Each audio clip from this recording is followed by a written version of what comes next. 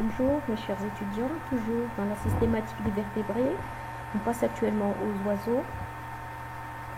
Alors les caractéristiques générales sont à peu près les mêmes, mais on va voir les particularités chez les oiseaux qui sont différents des autres groupes. Alors les oiseaux, les premiers sont les archéosauriens. Ça c'est le premier oiseau, c'est l'Archaeopteryx. Là c'est un oiseau qui ne vole pas, donc qui est aptère. Il y a l'autruche qui a de grands pieds, qui ne vole pas non plus, c'est une grande foreuse. Et vous avez les hirondelles et d'autres oiseaux. Le plus petit oiseau qui est le colibri, c'est l'oiseau mouche. Et là vous avez le perroquet. Les pingouins, les cygnes, etc. Donc le pinson, tous ces oiseaux-là qu'on ne voit pas.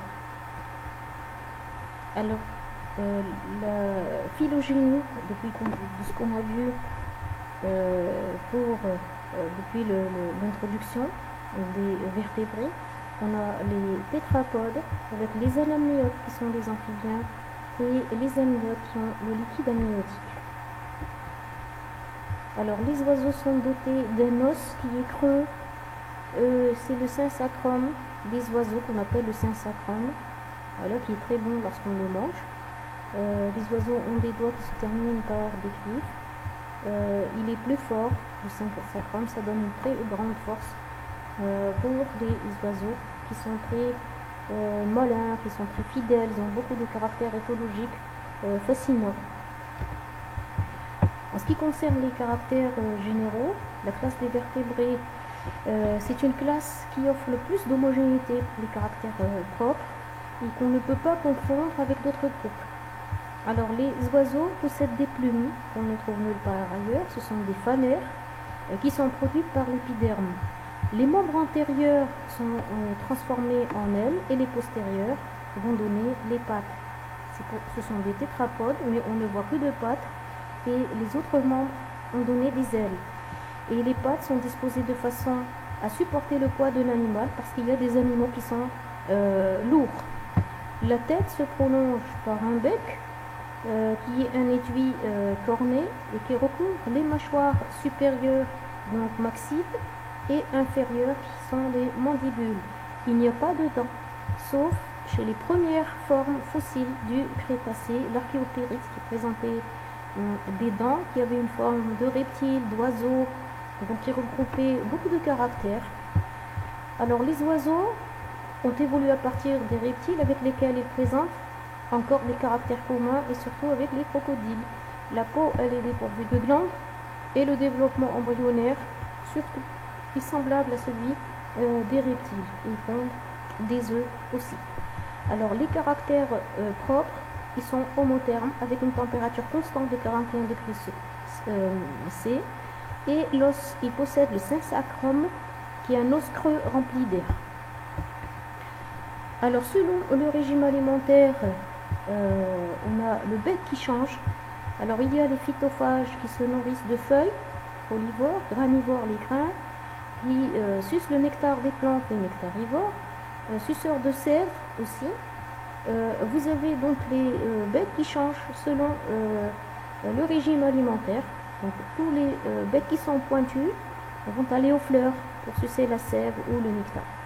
Il y a aussi les insectivores qui mangent les insectes. Il y a les carnivores. Il y a les charognards comme les aigles, les vautours qui mangent de la viande pourrie, des nécrophages.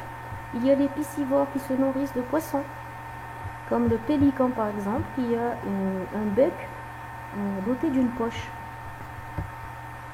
Alors parmi les groupes, on a le groupe la famille des sphéniciformes avec les pingouins, les strutininiformes avec l'autruche. Regardez les doigts de l'autruche et les pieds. Alors lorsqu'elle veut se cacher, elle cache juste la tête. On a les casuariformes qui ont, regardez la crête, le casuar à casque qui ne court pas non plus, c'est un grand coureur, c'est-à-dire qu'il ne vole pas, c'est comme l'autruche. On a les aptérygiformes qui sont aptères, qui ne volent pas, qui n'ont pas d'ailes. On a les procellariformes avec l'albatros et le pétrel, qui sont les oiseaux qui vivent autour de la mer. Les ciconiformes avec la cigogne, le condor, le flamant rose et le spatule, parce qu'il a le bec sous forme de spatule. On a les ancériformes, c'est les canards, les oies et les cygnes. Les falconiformes, c'est l'aigle, le faucon. Les falconiformes, les vautours de l'ancien monde, qui sont très anciens, avec le vautour du pape, le gypse fulvus. On a la famille des poules, la gaupette, les perdrix, les galus, le grand tétras, la caille et le faisan. On a les lariformes avec le goéland, le mouette, les sternes. Les alciformes avec le macareux, regardez ici le bec qui est rempli de poissons, le pingouin, le guillemot et le merlule. Les strigiformes, c'est la famille des hiboux, des chouettes, le grand-duc, la chouette effraie, le harfang, chevêche.